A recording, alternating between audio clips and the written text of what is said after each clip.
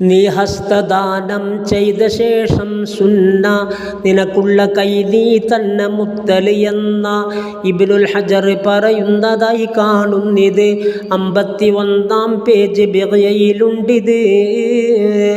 സലാമത്ത് എപ്പോഴും ലഭിക്കൽ ഭാഗ്യമാ, ഒരു 3 സമയത്തേറ്റവും ആവശ്യമാ. ജനിക്കുന്ന സമയം, മരണസമയം, പിന്നെ ഹയ്യായ രീതിയിൽ യാത്ര സമയം തന്നെ.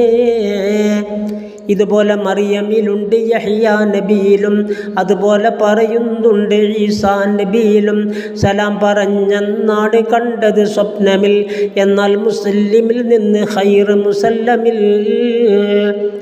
വൈരാഗ്യമുള്ളവർ തമ്മിലാണിത് കണ്ടത്, വിജയം മുസല്ലിമിനായി വരും എന്നാണത്.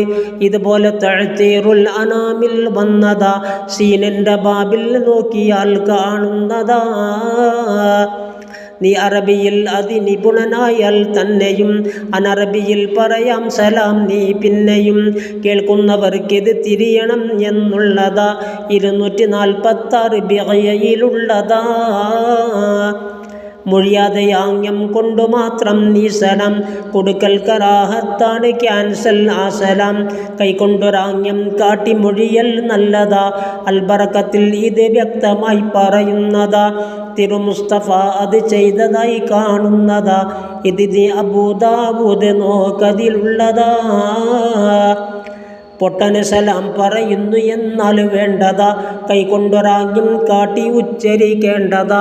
അവനുത്തരം കൊടുക്കേണ്ടതും ഇതുപോല എന്നും ഇമാം മുതവല്ലിയും ഖദ് ഖാല.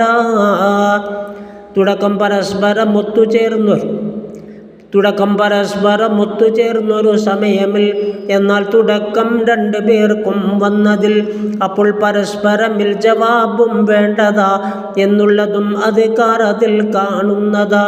തുടങ്ങുന്നതൊന്നിന് പിന്നിലായി വന്നാലേ അവലിന് സാനി ജവാബ് തന്നെന്നാലേ. മറവിൻ്റെ പിന്നിൽ നിന്ന് നിന്നെ വിളിച്ചൊരാൾ, നിനക്കസ്സലാമു അലൈക്കുമെന്ന് പറഞ്ഞയാൾ, എന്നാൽ മടക്കൽ വാജിബാനെന്നുള്ളതാ. അബൂ സഈദ് അവർ വ്യക്തമായി പറയുന്നതാ, തസ്ലീം വീണ്ടും ആകൽ സുന്ന, പറഞ്ഞാൽ അവൻ പിന്നൊന്ന് മറയണമെന്നാ. തൂണിൻ്റെ മറവിൽ പോയി വന്നാലും മതി, ഉറക്കം കഴിഞ്ഞ് എഴുന്നേറ്റവർക്കും അത് മതി. ആദ്യം പറഞ്ഞത് വ്യക്തമാണത് കാറിലെ, പിന്നീട് വന്നത് കാണും അൽബറക്കത്തിലേ. വിജനസ്ഥലത്ത് നീ എത്തിയാലും വേണ്ടതാ, പറയേണ്ട രീതി പഠിച്ച് നീ പറയേണ്ടതാ. അംലാക്ക് ജിന്നുകൾ എപ്പോഴും വസിപ്പുള്ളതാ, അവരും ശരിക്കതിനുത്തരം ചെയ്യുന്നതാ. അതുപോലെ മഖബറയിൽ കടന്നവനും ഇത് പറയേണ്ടതാണെന്ന ഹദീസിൽ വന്നത്. അത് എപ്പോഴും മാഷിക്ക് റാക്കിബ് ചൊല്ലല, നടക്കുന്നവൻ ഇരിക്കുന്നവർക്കും പറയല. അതുപോലെ തസ്ലീം ആഗതൻ തുടങ്ങേണ്ടതാ, പോകുന്നവൻ നിൽക്കുന്നവർക്കും വേണ്ടതാ.